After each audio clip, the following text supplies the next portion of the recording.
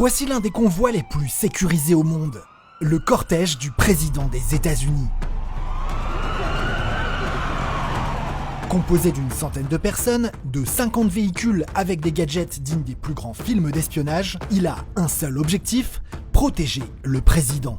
Au centre du cortège, on trouve le Secure Package, un ensemble de 6 véhicules qui protègent la voiture du président, la Cadillac One, spécialement conçue par General Motors. Son petit surnom ? The Beast, la bête. Car oui, c'est un vrai monstre avec ses 9 tonnes et son prix de 1,5 million de dollars. La limousine peut même résister à des tirs de lance-roquettes. Et ça, c'est parce qu'elle est entièrement blindée. Les portes sont épaisses de 20 cm et les vitres de 13 cm. De quoi résister à des impacts de balles de Magnum 357 et même à des grenades.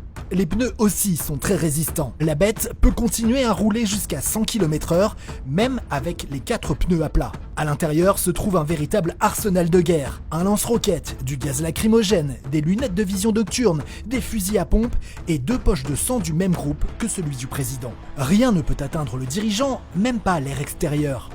La bête possède son propre système de filtration de l'air qui peut stopper les contaminations chimiques et bactériologiques. D'ailleurs, dans le cortège, il existe 2 bêtes absolument identiques pour brouiller les pistes des assaillants. Dans les autres véhicules qui encerclent la limousine, l'une est dotée de grandes antennes qui bloquent les signaux d'éventuelles bombes posées sur la route.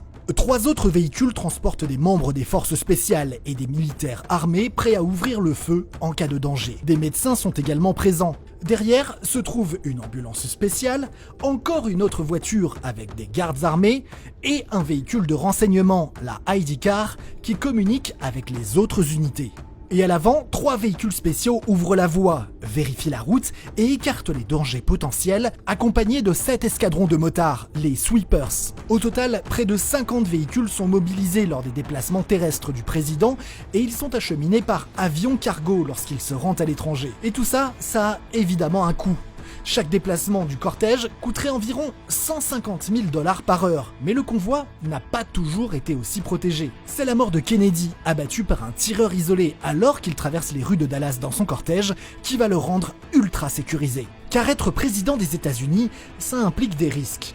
Il suffit de voir l'histoire du pays. 4 présidents ont été assassinés pendant leur mandat. Abraham Lincoln en 1865, James Abraham Garfield en 1881, William McKinley en 1901 et John Fitzgerald Kennedy en 1963. 46 présidents au total et 4 assassinés en plein mandat, les élus ont donc un peu moins d'une chance sur 10 de mourir en étant président. L'énorme cortège fait donc tout pour protéger le chef d'État. Et encore, les secrets du reste du cortège restent confidentiels. Sa sécurité est donc sûrement encore plus importante que celle qu'on croit.